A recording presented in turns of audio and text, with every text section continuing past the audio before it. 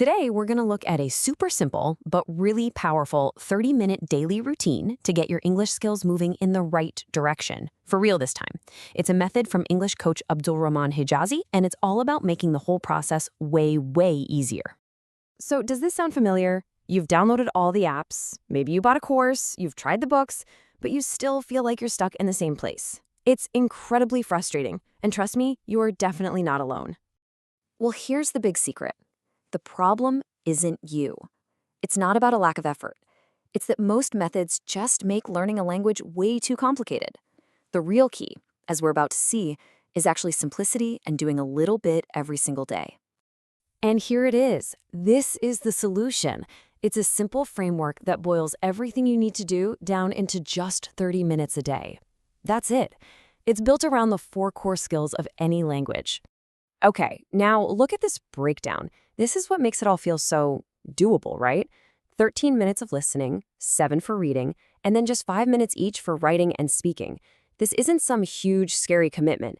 This is something anybody, and I mean anybody, can fit into their day. So let's start with the first half of the routine, what we call the inputs. You've got to think of listening and reading like gathering your building materials. This is how you build that solid foundation of the language before you can really start using it. The whole routine kicks off with 13 minutes of listening, and there's a huge reason why this is the longest part. It is the most natural way to learn a language. I mean, think about it. It's how we all learned our first language as kids. You just listened. You absorb everything, pronunciation, rhythm, grammar, without even thinking about it. It really is the backbone of this whole thing. So how should you be listening? Well, the technique is called contextual guessing. And here's the key. Your goal is not to pause and look up every single word you don't know. That just kills the flow. Instead, you try to guess what a word means from everything else you're hearing.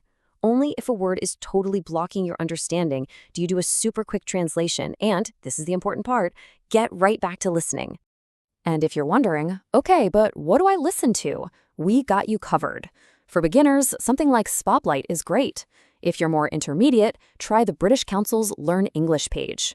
And for you advanced folks, check out All Ears English, or even just dive into the BBC News. All right, next up is our second input. Reading. Let's see how just 7 minutes of this a day can make a massive difference. Now, what you choose to read really, really matters. The advice here is to read stories, not just random articles. Why?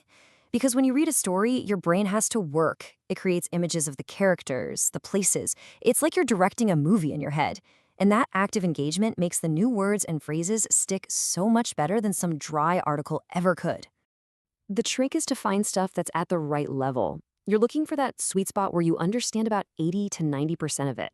It should be a little challenging, but not so hard that you just get frustrated and give up.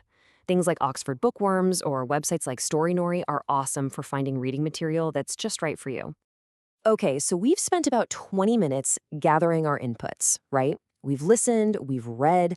Now it's time to actually activate that knowledge. It's time to talk about the outputs. Writing and speaking. Your first output is just 5 minutes of writing, and the technique here is called free writing. It's exactly what it sounds like. You set a timer for 5 minutes, pick any topic you want, and you just write. Don't stop, don't worry about spelling, don't worry about grammar, just write. And this is so, so important. For most of us, the biggest thing holding us back is that fear of making a mistake. Well, for these 5 minutes, that fear doesn't exist. The goal is not to write a perfect paragraph. The goal is simply to try.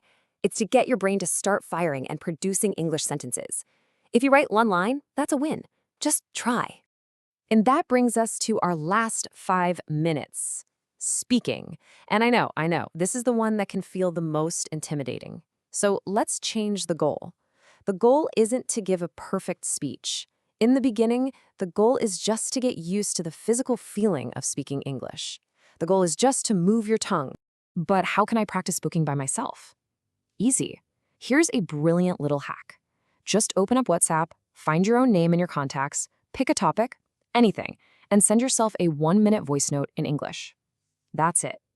It is a totally private, zero pressure, zero judgment way to practice speaking every single day. Honestly, speaking is just like a muscle.